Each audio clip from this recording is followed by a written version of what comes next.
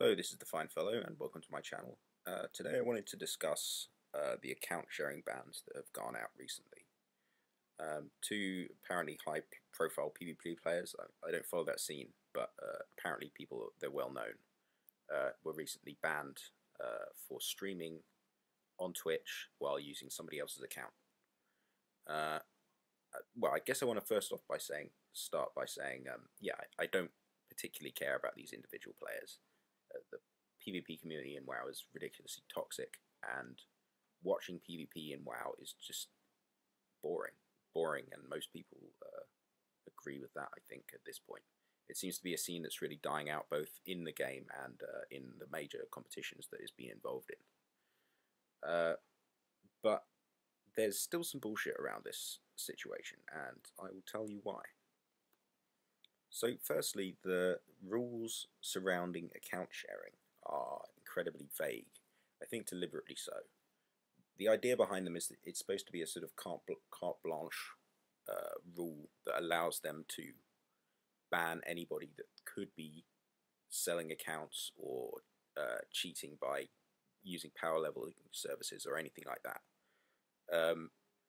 But in order to make that happen, what they've ended up doing is making rules that cover any sort of normal activity you might have on that account, which involves you and anybody else.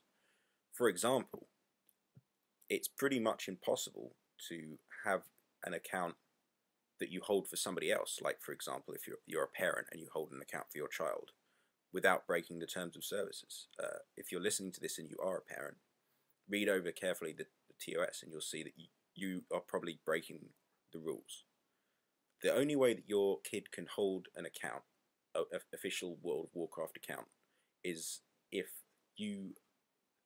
they create the account themselves, which means they have to be 13 or over, and if you give them your credit card in order for them to pay off the game time or whatever. If you use the account in any fashion, for example, if you go on and type in the credit card details to pay for game time yourself, you've used their account and you've broken the terms of service. In fact, if you even use the parental tools that Blizzard themselves have included in the game to prevent kids from playing too much when they should be doing their schoolwork or whatever, you're breaking the terms of service because you've been using their account to set up these parental times, and you're not officially allowed to do that. And of course, it goes without saying that if the account's in your name and the child plays the account, that child has broken the terms of service by playing on an account that's owned by their parent. It takes nothing into account like a family relationship or anything else. In fact, I tried to do this, or somebody I know tried to do this once with their brother, and they were just flat out told, no, you can't. It's against the terms of service. Of course, he did it anyway because, if a kid is too young to have a credit card, they can't play the game. It's that simple. So if he wants to play with his brother, he has to set up the account and break the rules. It's a ridiculous situation, but it's kind of a normal thing for any terms of service for software. They contain contradictory terms, and the basic idea is that the person who administers the software, if they run a service of some description, they want to be able to cancel anybody's account for any reason without that person being able to sue them. It's natural, but it's a pain in the ass if you're somebody who relies on that service for any reason. So, why are these particular players singled out to be banned? Well, it looks like what Blizzard want to cut down on is people sharing accounts with their friends for fun. I don't know why particularly, I don't know why it's important, but they seem to believe that this will prevent problems of some description. I don't know. And because these are big-time streamers, apparently, I don't know what that means. I guess that means 500, 1,000 people at a time. I don't know too much about the streaming side of the game, but apparently because these guys stream a lot and they account share a lot, they're popularizing it, and they just want to kind of nip it in the bud, which is what's got rid of these guys. I think what's kind of ridiculous about it is that obviously it's sharing in faith between two friends. And that's really what has been bugging me about the whole situation, just the arbitrariness of it, and the fact that it doesn't really address the real problem that these rules were set up to prevent, which is cheating by loaning your account out to do boosts or whatever. That practice is still ridiculously common. And what does it really have to do with letting your friend play your account? It's not a bad thing, even if it's technically against the rules. Is that really something you would want to be popularizing, that, you know, we can clamp down and get rid of your account that you might be emotionally invested in just for taking part in some normal behavior?